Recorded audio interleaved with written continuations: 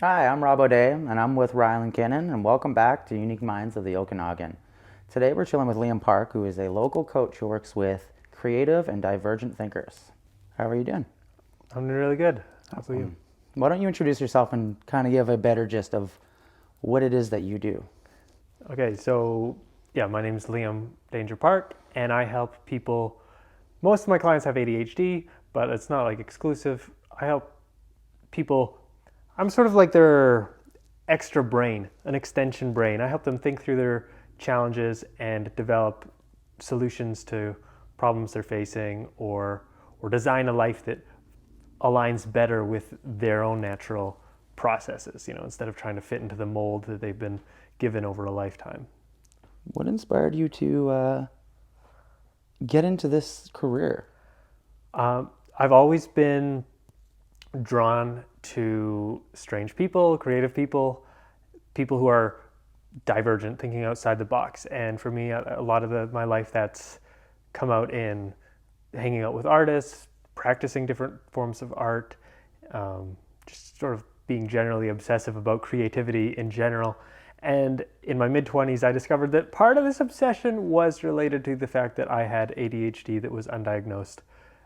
and and like that realization came after a few cycles of like getting really into something creative and then failing because I didn't understand the challenges I was facing.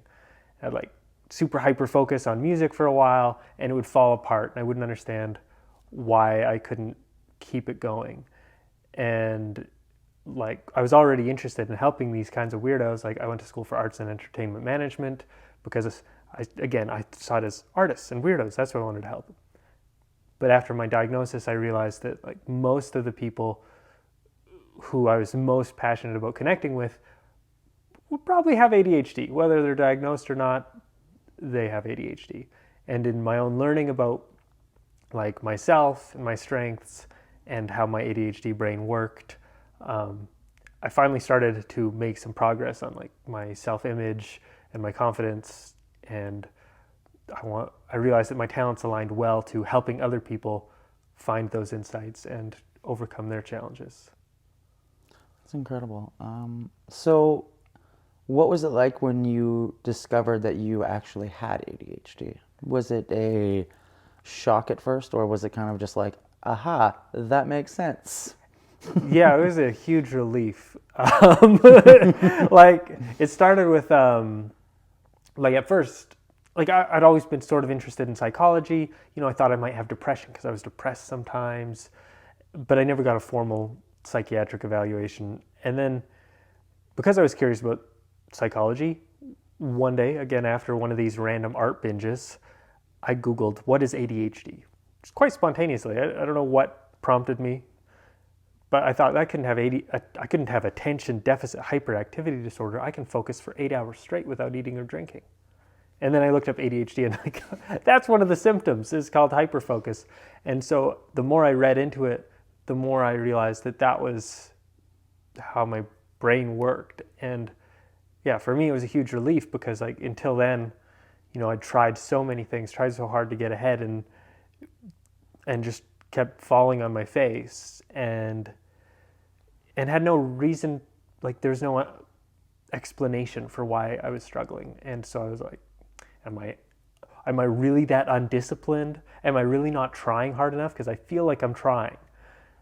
And then reading about it, learning about it, and understanding it, I was finally able to be kind to myself and a little more compassionate. So it was a really good thing.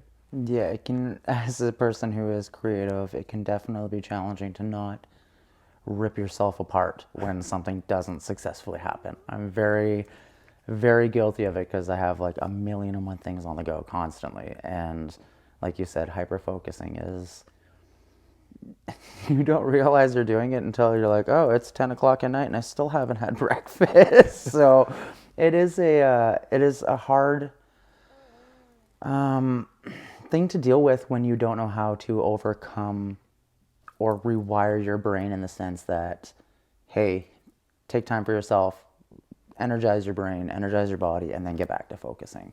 Yeah. The clients that you work with, how how diverse is that selection?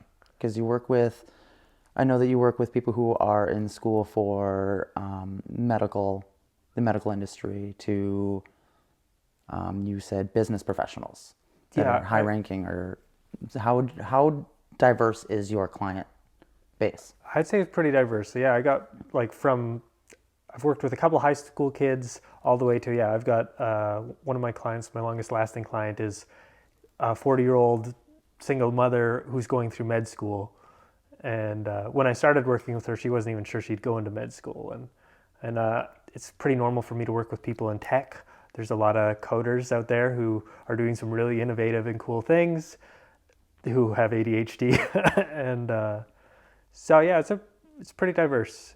It's not like when I say creative professionals, like I don't even exclusively mean artists, because yeah, if you're like one of my other clients is in this weird branch of science that I don't even understand. He shoots lasers at molecules and and infers things about how solar panels or superconductors can be made. I don't know. Like Right over my head. so like that's creative, because like there's not like a No, there's there's not. It's not like unique. a role model for that specific job. Right? And that's another thing. Like, I was asking you how, so you said artist development and Arts and entertainment arts and management. entertainment. Was that Capilano? Yeah. Okay. That is a wicked course. I had two friends that actually took that, but it's definitely when you start to like branch into that aspect, and then you see how those creative people in the music industry as that aspect, you can see how they're always all over the map. Yeah. So it's cool to see that you have branched out to a diverse group of people that are most people wouldn't think would be considered creatives. You know what I mean? Like Yeah. in quote air quotations, but like you said, somebody who's a scientist who's like shooting lasers, and like that, the thought process that they have to deal with and how highly intelligent they are. And I would assume a lot of people who are inventors or entrepreneurs or freelance people probably have some form of ADHD or ADD, because they don't have that ability to sit and focus on the 9 to 5 without losing their mind. You know what I mean? So being a coach for people who have a hard time focusing is probably a difficult job, I can assume, because keeping yourself focused with the same thing. How do you go about doing that? There's a few things. Like one is like, because my big interest is like interest itself, like it's lovely for me to work with a diversity of people, because like it's not like any two meetings are going to be the same. So that keeps me fresh and engaged. But also like through working with them, I'm always reflecting on the skills and practices that help me work better with myself and my own ADHD. So like one of the big revelations of the last year has been learning about breath work practices. And like breath is a really cool thing. It's like this, it's the bridge between your conscious and subconscious mind. And a lot of people take it for granted. You breathe every day and you just don't think about it. You know, you don't have to. Most people don't think about it because it's going to happen whether you think about it or not. But breath can be reactive to like your circumstance, but it can also be proactive as like a way of intentionally coding your like the hormonal content of your blood and your neuronal activity. Mm-hmm. So that's been a really powerful tool too, because sometimes if I do notice I'm starting to zone out with a client, maybe I've booked too many in a row by accident, I can dial into my breath and actually bring my focus in a lot better. Yeah, the 10 deep breaths is a powerful tool for any human being. It's yeah, whether you're frustrated, you're angry, you are having anxiety, I think breathing is a very powerful tool. And I think that's why like yoga focuses so much on like breathing, and meditation focuses so much on like focusing on your breath. That helping, like, that is one thing that's helped me over the years with my ADHD, is definitely breathing practices. So it's cool that you mentioned that.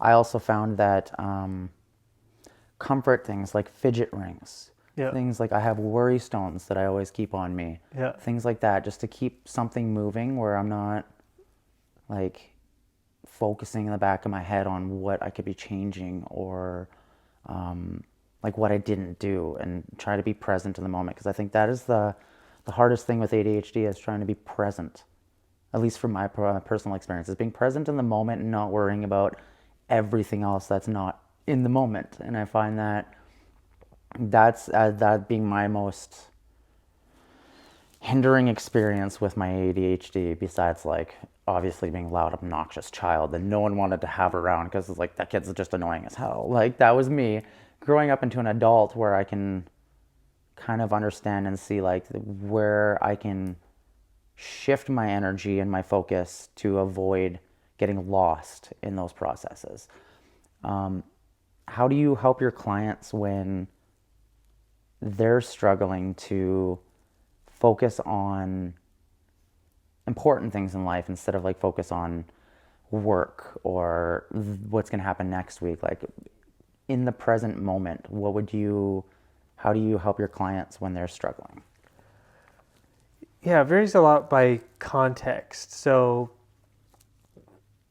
let's see. Can you hit me with it at a different angle? So I know, like, currently, I'll give an experience, like a current situation. So with the projects that we have going on and moving and preparing for tour and being healthy, like making sure I eat constantly, like, for me, I have a hard time personally focusing on what's most important in this moment. Yeah. How would you go about suggesting to correct that, or steps to go about that with somebody who would struggle with that? Yeah. So I think that's a really common problem with all kinds of people, especially ADHD folks. But I think there's a few pieces to it. Like, I'll try to hit them in order and remember. There's like values, decisions, and there's decision overwhelm. These are two issues, right? Like, how do you decide what's important? Like, it can be kind of confusing, especially the world is telling you what's important all the time. Your partner, your boss, there's the television, your feed, they're all telling you what's important. But like, I help people to introspect, to look at what's important for them. So like, in a lot of people will think like they come to me and they're like, I'm not productive enough. I need to be more productive. And they think that's what's important. But like, through a conversation, we might realize that like, well, they want to be productive so they can make money, and they want to make money so that they can live well. So the real goal is living well. And so actually they might not need to focus so much on being productive, but on living well. Okay. And so it could be helping them actually take a break instead of doing everything all the time, because there's like a really powerful creative and Yeah. There's to taking a break. Yeah, like, it definitely rejuvenates you for sure. Yeah. I definitely have the problem with constantly working. I find that now that I get older, I've realized, like, in the last year, how much of a workaholic I am. Like, I can do 12 to 14-hour days without blinking. Yeah. And I realize that it definitely affects the rest of my life. Like, if I'm constantly focusing on work, I'm not focusing on family, I'm not focusing on friends, I'm not focusing on eating properly, which in turn affects my health, which in turn affects how hard I work. Yeah. So that is a vicious circle for me, because I'm constantly trying to be productive. Yeah. And working as hard as I can, to the point where like you experience burnout on such a level that like you don't get out of bed for 3 days, and then you all of a sudden you're just like back at it, and it's like you've drank like 15 pots of coffee for the next 3 weeks. Yeah. And that's where I have a hard time, because I have so much energy, so much drive, and so much goals, that finding myself slowing myself down into the present and being like, hey, like, you don't need to stress so much on what the future is going to be like. Focus on right now. Yeah. And I know a lot of friends that are creative that have that problem. They've got 12, 13 paintings on the go, and they can never finish one. Yeah. Because you, like you mentioned earlier, you hyper focus, you lose that attention, and then you have a million and different hobbies that nothing's getting done. Yeah. And I think that focus is the hardest thing, especially with children. Yeah. Trying to train children who have ADHD, not train, that's a terrible word, because they're not animals, but trying to help children understand that this is how your brain works, how to guide them instead of being like, hey, take this medication, because I find that in my experience from being younger, that was what the past generation did to kids with ADHD, was put them on my medication instead of taking the time to understand how their brain works in the learning process. Yeah. Me personally, I don't do well with reading and comprehension. Yeah. I have to physically do something, and then I'm really good at it, and I understand it, I can do it. But you give me a book and expect me to like read that and give you an essay and understand how to do it, and I'm looking at you blank. And I feel that that's almost a stigma that's behind that condition of ADHD, ADD, is that we can't focus because we just don't care, or we're just too hyper. And it's more of a learning process, kind of like autism is on a spectrum, and you have to teach them how to learn certain things. Children with ADHD have to learn a certain way too. And adults, exactly, right? Like I'm 32 years old at the end of the month, and I'm still understanding how to process myself in a way that's normal to society. But what is normal? Yeah, I don't think normal's the goal. I think that's where a lot of people develop suffering with their ADHD. Is like they compare themselves to normal. They want to be normal, and sorry guys, you're not normal. We're creative, and that's yeah. okay. It's okay not to be normal. Everyone's special, man, and I think that's like the biggest stigma behind any mental condition, whether it be depression, anxiety, is there's a level of stigma to it that unless you've dealt with it, you will never understand. Yeah. And having one tends to lead to having more. So yeah, you may be depressed, you probably got anxiety, you probably got a bunch of other things, and understanding that's not a bad thing. That makes you who you are, I think, is the most beautiful lesson that I ever learned, was that it wasn't a negative thing for me to be so hyperactive. Yeah. It makes me who I am. Yeah, I think this is tying me to one of the other things I help people with a lot. I think that is most important that everyone can learn from. It's not just an ADHD thing. Is like there's this phenomenon called contingent self-worth that a lot of us develop, and we don't notice it. It's like, so the idea of contingent self-worth is that your value as a human is directly correlated to your productive output in society, right? It's like, and we get this from well-meaning adults a lot of the time. It's like, you were growing up, you draw a picture, and adult says, wow, that's such a good picture. And they mean well, and that sounds nice. Or it sounds like the thing you'd want to say to a kid. It's like, wow, you did a really nice drawing. Mm-hmm. But what that sort of says to the child, which is you and me, it's probably happened to us at some point, is like, okay, I am celebrated for what I accomplish.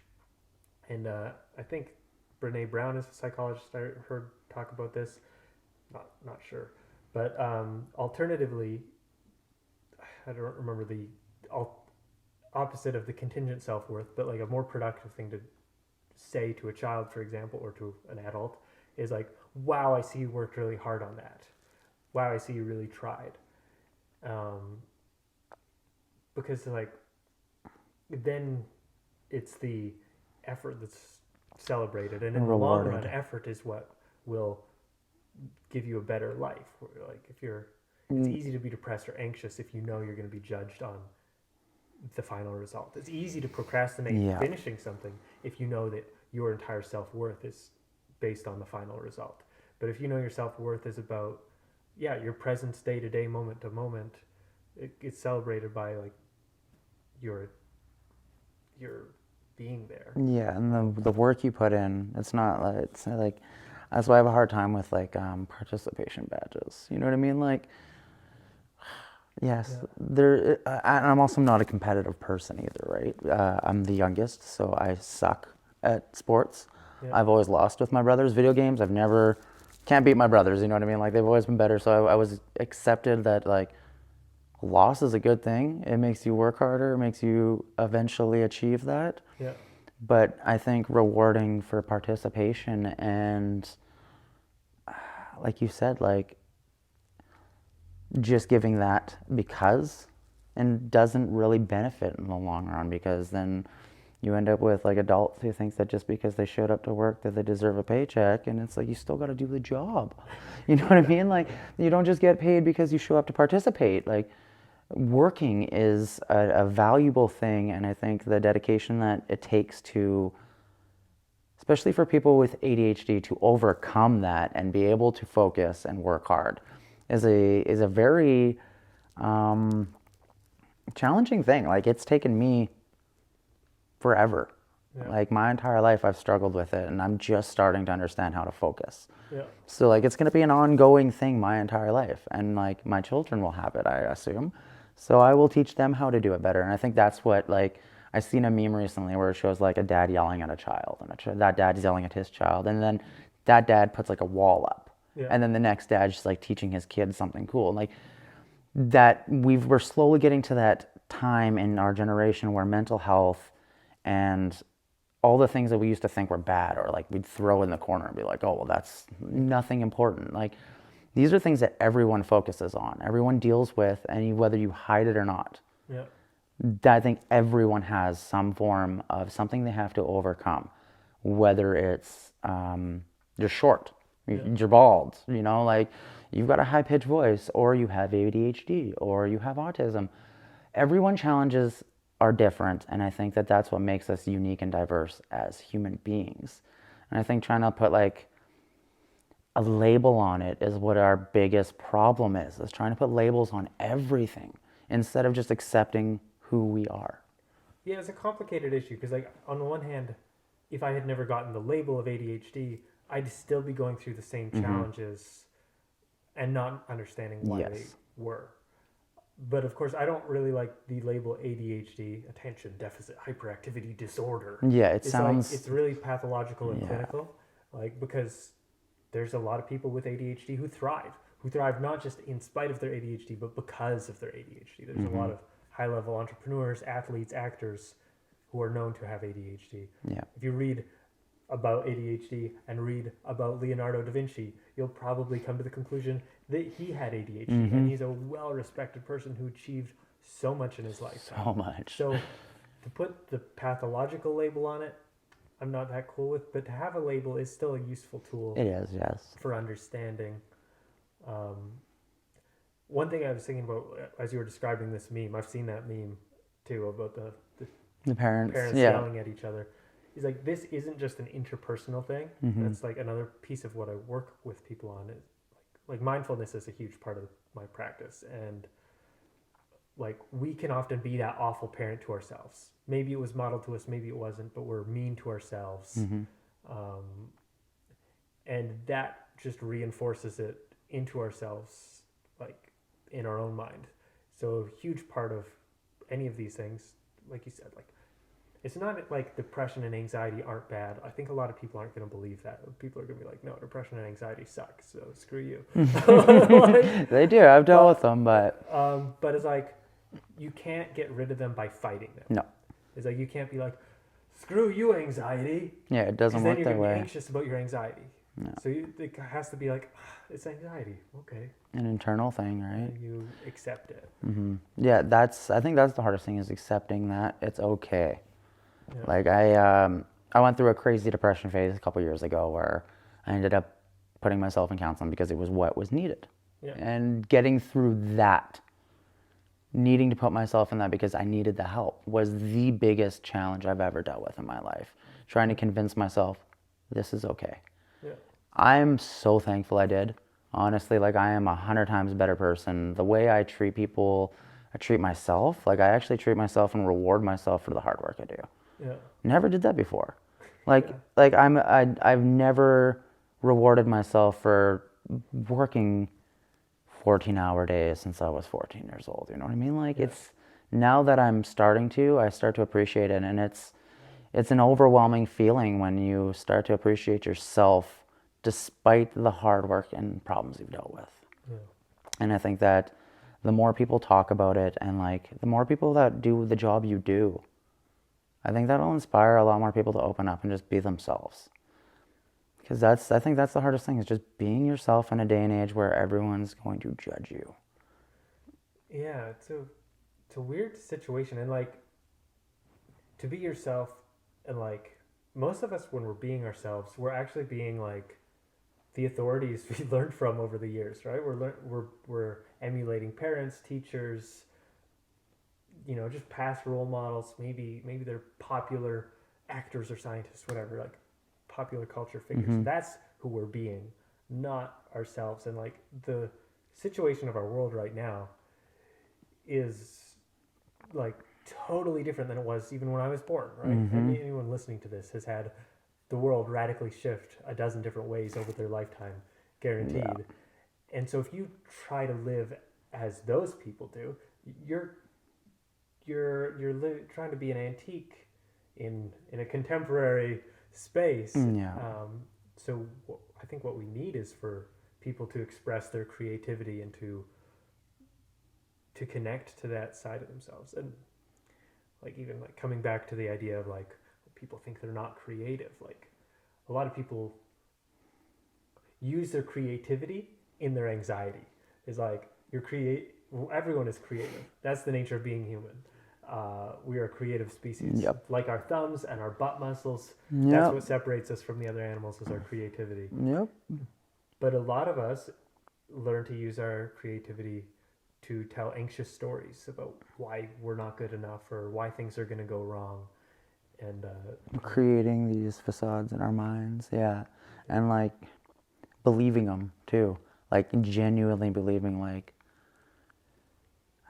those things is almost it's counterintuitive. Like as a creative, to constantly think that like your art's never gonna make it anywhere, or like like this is no like my mom always or like parents always telling their kids like always have a backup. yeah, Yeah, it's good to have a backup, but why not just encourage them to do what they want in yeah, the initial place instead of being like, you need a backup in case this fails? Well, why will it fail? Why yeah, do you assume automatically that it'll fail instead of supporting? That initially puts it into their head that they're going to fail. yeah, No matter how hard you work at your music career, your art career, you got to have a backup because it might fail. yeah, If you take that might out and you take the fail out and you say, hey, give it all you got. If it doesn't work, whatever, right? yeah. I think that's more productive to society than trying to constantly put us in a box that we need to work a 9 to 5. Especially since that implies a value that isn't necessarily one held by you, and that's again coming back to the values work. It's Yeah. like, yeah, making money's good. I want to make more money. Everyone listening to this probably wants to make more money, but if that money comes at the cost of your integrity, then the money won't mean anything. Yeah. Like you need to like there are other things that will fulfill you in ways that money can't. Yeah. And so yeah, knowing that you've tried your hardest at your music, and yeah, maybe it falls apart, but through that process, what friends did you make? What connections did you make? What stories do you have? Did you maybe find a different path that you didn't know was an option that's more aligned and will make you money, but you would have never even considered taking if you hadn't taken that path? Right. And so like that's important. I had something else percolating, but it just short circuited. Right. That's what happens to the best of us with it. We got such creative minds that we're going constantly. Liam, really quickly. Obviously, when you talk about working with a client, so walk us through the process essentially of when you meet a new client. Do you have a process that you start as to like engaging with them? Like, do you try to just interpret their context of like what they're going through? And do you have any like, would you even classify not necessarily classify yourself, but would you almost call yourself almost like a therapist in a sense? I wouldn't put myself in the therapist box, although people might find a conversation with me therapeutic. It is, and like the process, like I'm only a couple years into it, so I'm pretty flexible about how I do it, especially since people are so different and unique. So, but usually we'll start with getting to know the person, like getting to know like what's important to them, and like not important to them because their partner told them it was what was important to them, and not because it's what their parents told them was important to them, but like figuring out like who do they admire, who would they like to become, what would that look like if they could start living in alignment with that? That's a huge part of my work. And then, yeah, like figuring out like what steps it will take to get there, what's standing in the way, like what beliefs or habits need to change, and then it's starting to work on that. Like it's amazing like how much friction even small habits can cause in a life. And so it's pretty normal for me to work with clients on how to overcome the cleaning obstacles in their homes even, which is like doesn't seem like that big of a thing, but if you're totally in chaos all the time, well, it's hard to do your meaningful work. Yeah, it definitely is. You can see it too when the chaos versus the normality. Like, as an artist myself, I live and thrive in chaos. Not like mess wise, but like in high stress environments and things that, like, when there's problems going on, like, I'm really good at being able to put it in slow mo, put into perspective, those kind of things. But when it comes to like my actual creativity, I can never put like that list into perspective when it comes to like, okay, well, today is artistic day, tomorrow is promotion day. Like, when it comes to being high stress, almost boss figure, where you've got to like delegate situations to people and help fix this moment, I'm good with that. But when it comes to like my own life, terrible. Yeah. Like, yeah, if it wasn't for the people in my life, I'd probably be all over the map. Like, I have to have a list. I work best with lists, I find. Like, check that off. Or like Rylan will vouch, like our calendar for the company is just colors. All different colors. Interviews are green, festival dates are red. Like, I have to keep it in this aligned, contained box for myself to be able to work properly, or I'll go into chaos. And that's been the hardest thing for me as an artistic person, to like put myself into like a, like you said, like the cleaning aspect, but not like the house, but like mentally cleaning my thoughts to a point where it's level and I can work comfortable. And I think that's a really hard thing, is trying to like, your workspace is a definite must. You cannot work in chaos. And my girlfriend will kick me in the ass constantly because I will forget to do it because I'm working. Yeah. And you hyper focused. You don't think. Like, you drink your coffee, you put your coffee down, you work. Then you get a new one. And then you get a new one. You know what I mean? Like, you've got 4 cups sitting next to you. You don't realize that. And that's like, I have these constant struggles where it's like one day is one day, another day is another. But I find that most creatives are like that. And I think that the job that you're doing is needed. Extremely needed for the day and age we're in, where our world is flying by us a million miles an hour, and none of us can stop to take a breath. With social media and you're scrolling, like, this is our attention span. Human beings, this is our attention span now. Like, you see a video, you stop for 2 seconds. Like, you can literally do the analytics, 5 to 10 seconds of your energy, and then you continue scrolling. How can we beat that if that's what we're being kind of molded into, is this no attention span, high stress environment world where we need to take a break for ourselves? How do we recommend that to people, right? Like, Yeah. it's a weird process. Yeah, well, there's a few pieces to that. I think part of why we are hooked like that is because it's really easy. Mm-hmm. And like, this comes back to, I was going to talk about decision fatigue earlier and I missed it. So here we can hit it again. Is like, decisions take mental energy. Every time you have to decide something, it takes a little bit of energy, and you only have so much of that per day, right? It's like, imagine like a bar in a video game, Yeah. every time you make a decision, it goes down a little. And picking up a phone and opening an app is easy. It takes no energy, no thought. And if you want to do something better for yourself, you want to do something more meaningful for yourself, first you have to decide, what is better for myself? What is more meaningful for myself? And how can I make it accessible?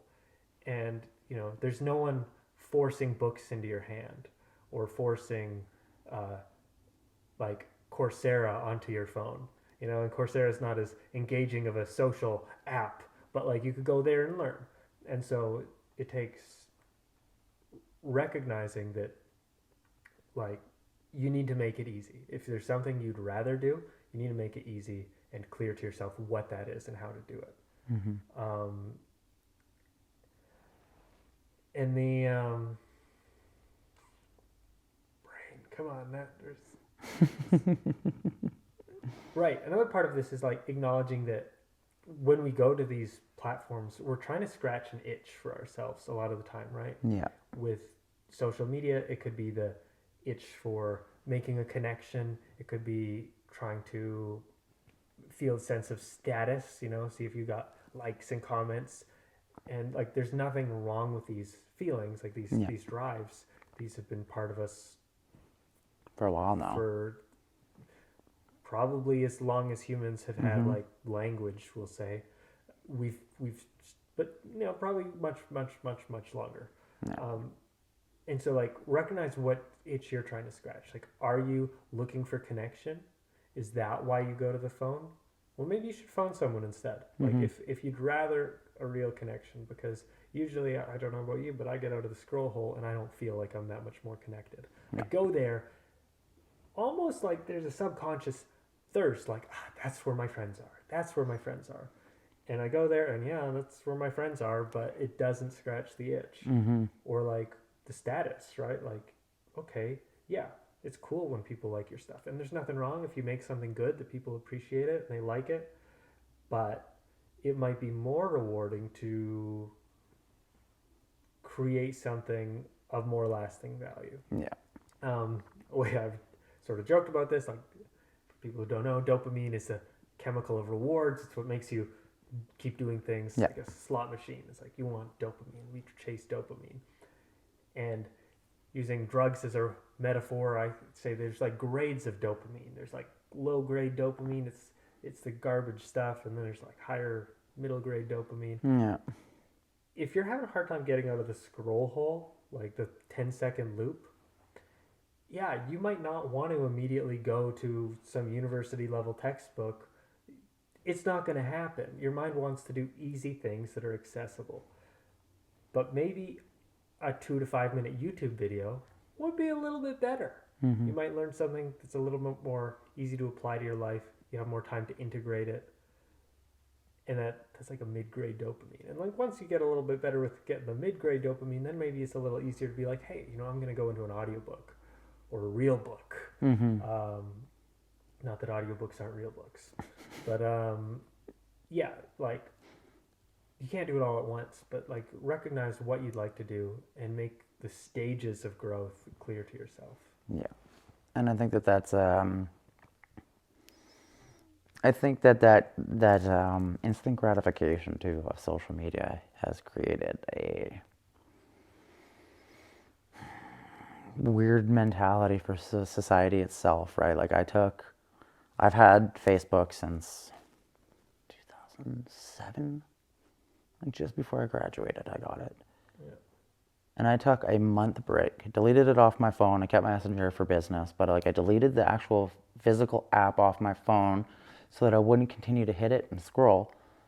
I was so productive in that month with everything else, from going out and enjoying life to actually talking to friends to getting work done, that when I had to actually download it again to start promoting for shows, it was almost like I felt disappointed in myself that I had to go back to that lower grade dopamine, right? Like, and like you were saying, so it definitely, like, getting out of that constant social media loop is a very important thing for mental health and for creativity, because we waste so much time scrolling. Like, it doesn't make sense. If it's something that is, like, if it's a business, like if you've got 1 million fans on Instagram, awesome. That's a lot of hard work. It takes a lot of work to get there. Yeah. But like struggling to try and achieve this unrealistic view of what we all should be, like We're not all going to be influencers. Yeah. You know, some people are going to be janitors. That's okay. We can accept that. Not There's everyone's going to probably be some janitors who are going to be viral on TikTok. exactly right. Like you can't really pick and choose what you're going to be, and you can't all be famous for the same thing.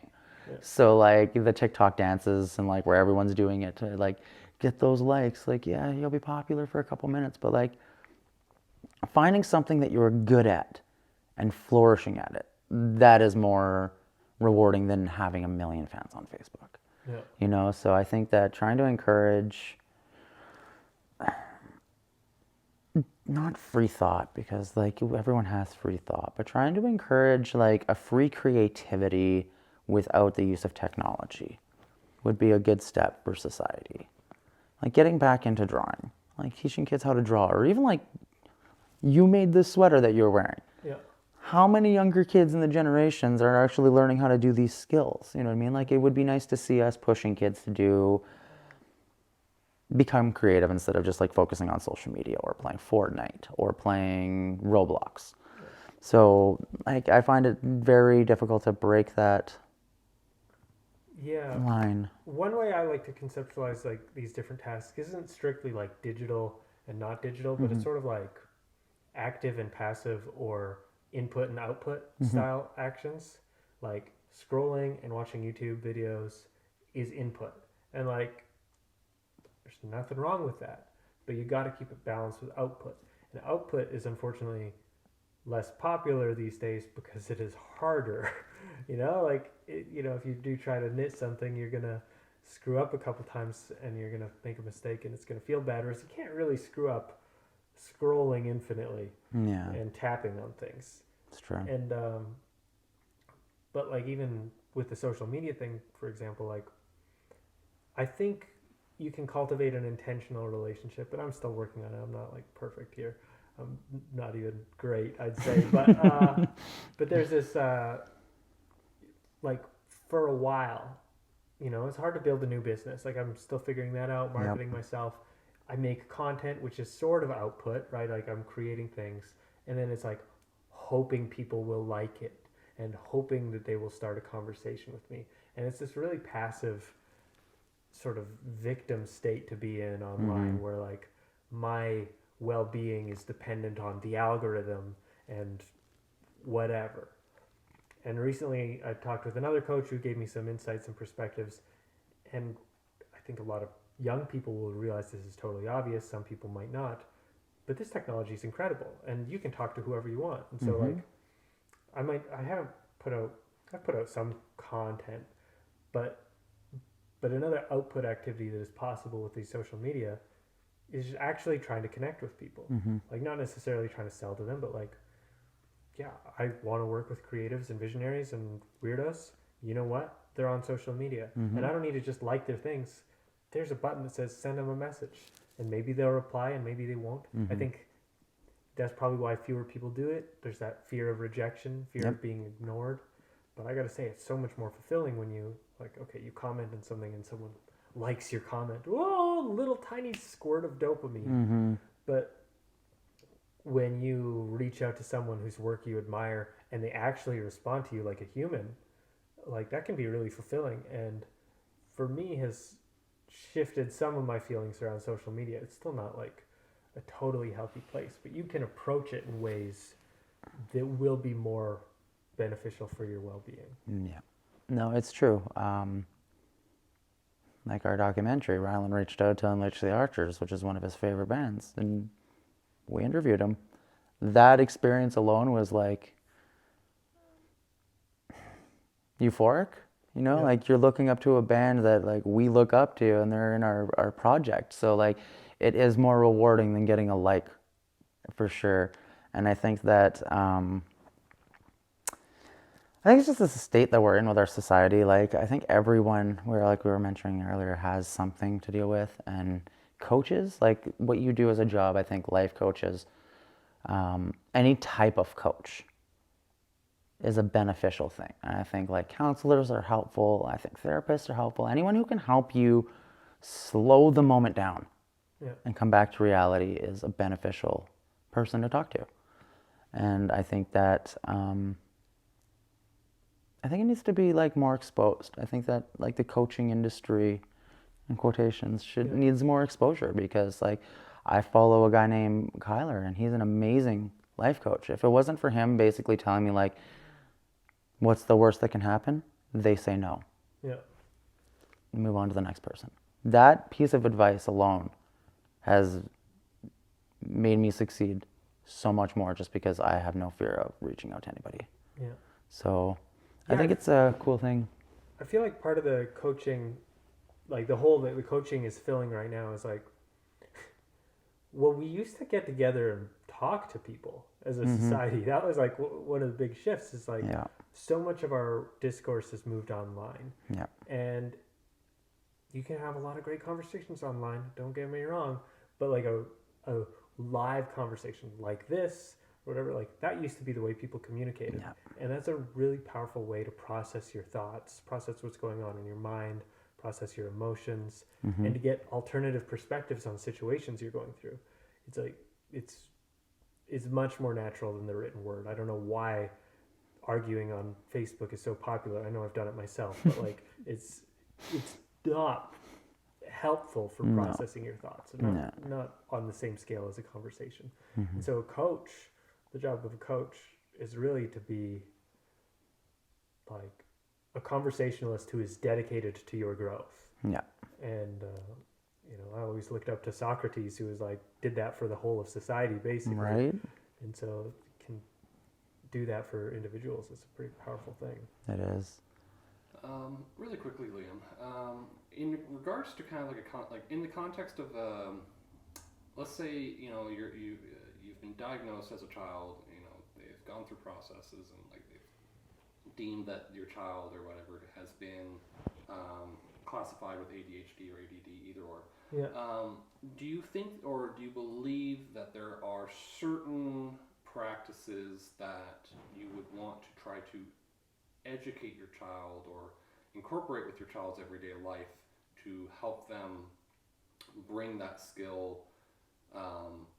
into their adulthood? Yeah. In regards to just something that you would try to recommend to an audience member or to anyone's everyday life? Yeah, that's a really good question. And there's a few things. I think there's a lot of really good research about the power of fitness, like exercise, specifically something that'll get your heart pumping and something that practices balance. Like there are balancing exercises that specifically stimulate parts of your brain that help reduce ADHD symptoms. And so if you can make that a daily practice, like find an exercise that you want to do, that you're excited about doing, like, and try to incorporate that into your life, and that will help your mind and emotions work way better. And another, I think the most important thing is to really focus in on your interests, to frequently introspect about what you find interesting and pursue that. Because especially with the ADHD mind, like and there are like people's minds are being altered by the social media, so like this might apply to other people. It's like, but interest generates energy, and like for a person who with ADHD, like anyone, like if you've experienced tax season, it's awful. It's an awful thing. It's torture. It's like pulling out your fingernails. There's some people with ADHD who can handle that. Not all ADHD people are like that, but it's like really hard to do things you're not interested in. And even if you should do it, if it's the smart thing to do, the rational thing to do, it's difficult. Yep. And if there's something that's interesting to you and maybe it's not rational or smart, like a lot of it, like Weird Al's not rational or smart, and he's some kind of millionaire. Like he's been famous for at least 20, 30 years because he pursued what he was interested in. So find what you're interested in and pursue it, and always try to find a way to pursue it. Are there certain habits you've noticed that are easy to pick out in certain people that have it? Primarily, like, do you find that, for an example, like particular people's eating habits or something that are a little more significant, or certain characteristic traits or anything like that? Like for people with ADHD? Yeah. I think for me, conversation is where I like to pick it up and where I've noticed it. Like people with ADHD have conversations that move like fractal fireworks through 15 topics over the course of 20 minutes and somehow circle back around to the first one seamlessly. To me, it's beautiful, but I've hung out with some people who aren't ADHD around the ADHD folks, and they have no idea what's going on. Everyone has to deal with me on a daily basis. I apologize. So that's one that I notice. I think the eating, like, there's like a lot of research that says like people with ADHD are more likely to be obese, more likely to be addicted to drugs, more likely to be reckless drivers. These things are all true, but like being obese, addicted to drugs, or a reckless driver does not mean you have ADHD. And there are people with ADHD who don't have those. Like I think I drive like a grandma. I think I'm pretty safe. Do any of these symptoms, and just not necessarily symptoms, but any of these signs or I guess what's the word? Characteristics. Characteristics. Thank you. Do any of the characteristics essentially do they fade over time? Like, do you find that like as someone gets even older, even into their senior years, is there any shifts in that kind of regards? So like the way ADHD is diagnosed presently, there's like two types. There's there's sort of three types. There's inattentive type, hyperactive type, I think it is, and combined type. And usually younger people will be diagnosed with a hyperactive type. Some will be inattentive type, and then when they grow up, there are fewer hyperactive types. And I think it's like, people learn coping skills for how to, not be so impulsive and crazy all the time, because maybe it's burned them enough times. They got enough trauma to avoid that. But ADHD, contrary to what has been believed for a lot of years by a lot of people, is not something you grow out of, and actually for a lot of senior citizens gets worse. So it's worth learning how to live with it as soon as you can. Do you have any not, I don't want to say miracle stories or anything like that, but do you have any real moments of working with a client or that really kind of made you feel really good about what you're doing and your career decision or anything like that? I got a bunch of them. It's I think the one I sort of explained earlier is pretty powerful. Like when I first started working with my one client, she wasn't sure if she should go to medical school. She was doing some post-secondary stuff, but coming up to 40, she had a lot of self-doubt, and then like our first conversation, she cried, and then within like a few months, she was starting to get on top of her education, even though she was still really struggling with some of her courses. And now here we are, like 2 years in, and she's at medical school in the Caribbean, and so that's pretty cool. And what else? Like, one of my other clients, like a week ago, I was talking with. When I first started working with them, they were like really introverted. They're techie, nerdy guy, and they, they felt like they weren't being well used in their company. They had these side projects they wanted to do, and that they were sort of like having a hard time focusing their attention on things. And since working with them, they basically redesigned their position in the job. So now, like, they get to use all their talents. They don't even want to do their side projects because their job is now more fulfilling. And he's sort of like taking on more of a leadership role that's spilling into other parts of his life. Like it started in his company, and now it's like he's organizing like a group trip to go from like gather some friends from Montreal and Ottawa and go to Toronto for a big party. And it's like, as of a few months ago, that would have been very out of character. And so it's pretty cool to see him grow through that transformation.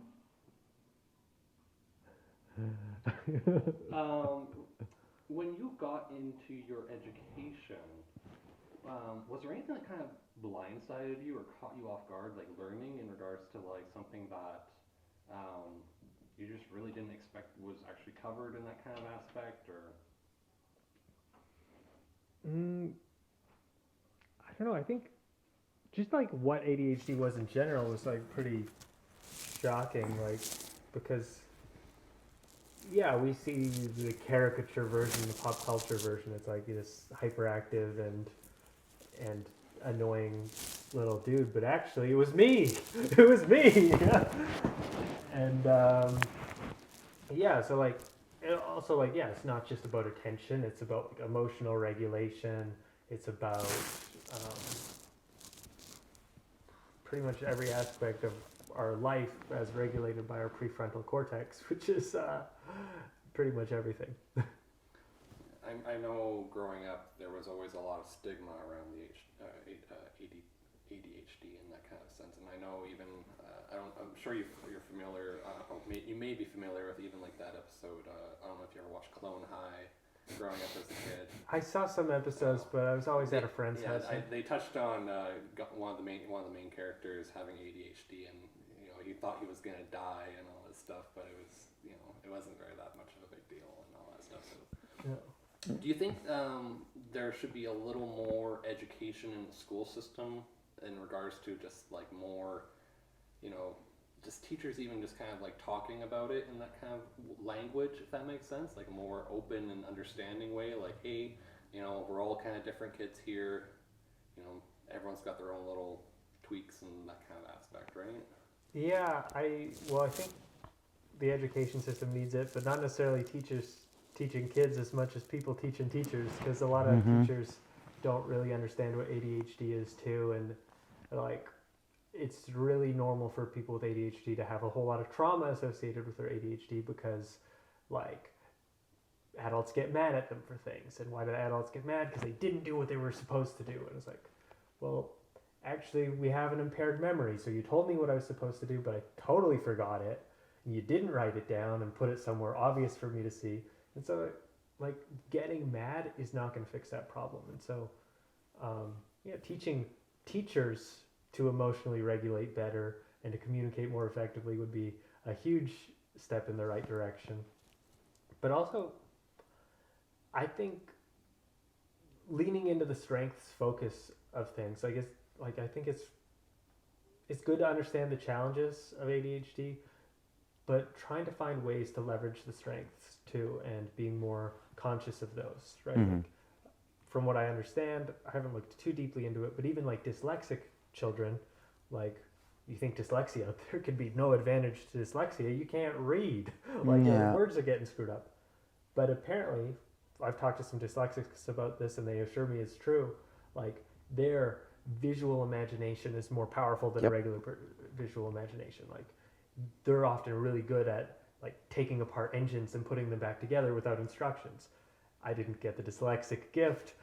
I can't even imagine doing that. But it's cool to see that strengths focus. And if you're always looking at it through the pathological lens of, oh, they can't read, or they don't understand these written instructions, it's easy for that kid to develop self-image issues, self-esteem issues, to be bullied by other children, and to have a hard time like being confident in themselves. Yeah. It's definitely, and I mean, that's like what I was saying earlier about everyone kind of being unique in their own way. And no one's perfect. Yeah. No one is perfect. I don't care what anyone says. We all have our own little quirks. And that's what makes us beautiful. That's what makes us unique. Like, yeah, I'm hyperactive, crazy, and I can't constantly focus. Like, that's what makes me me.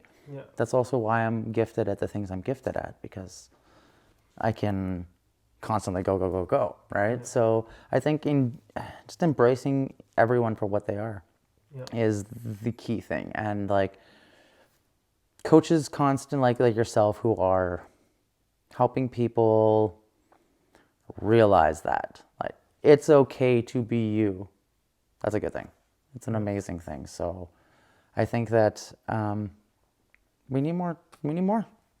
Like, we need more coaches like yourself. I think you have a really unique job. And even just sitting here for how long we've been sitting and talking, like, I could get lost in conversation for like 12 hours probably about this. And like you said, go off on 15 different topics and come back. So it's definitely a unique topic that I think will open a lot of people's minds as to even maybe their own children or their own spouses or friends, right? So Is there anything that you think you want to touch base on before we wrap up?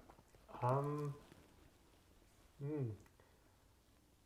Like there's so many things. I think just the most important thing for any mental health journey, any health journey, is to be kind and understanding to yourself. Like, yeah, you can't hate yourself into being lovely. You can't bully yourself into being better. We all start out in this world unable to tie our shoes and pooping our pants. Like, we grow, we learn. It starts rough, and sometimes it's rough for the first 3 to 5 decades of your life. Something like, I don't know, but like being mean to yourself isn't going to make it better. So, try to find some love and compassion in spite of any struggles you're facing, and I hope that you can grow through them. Awesome. Do you have anything you want to touch base on there, Mr. Rye? No, I'm good. All right. Well, I want to thank you so much for being a part of this. That was an incredible interview. Okay, thank you. We'll see you guys next time.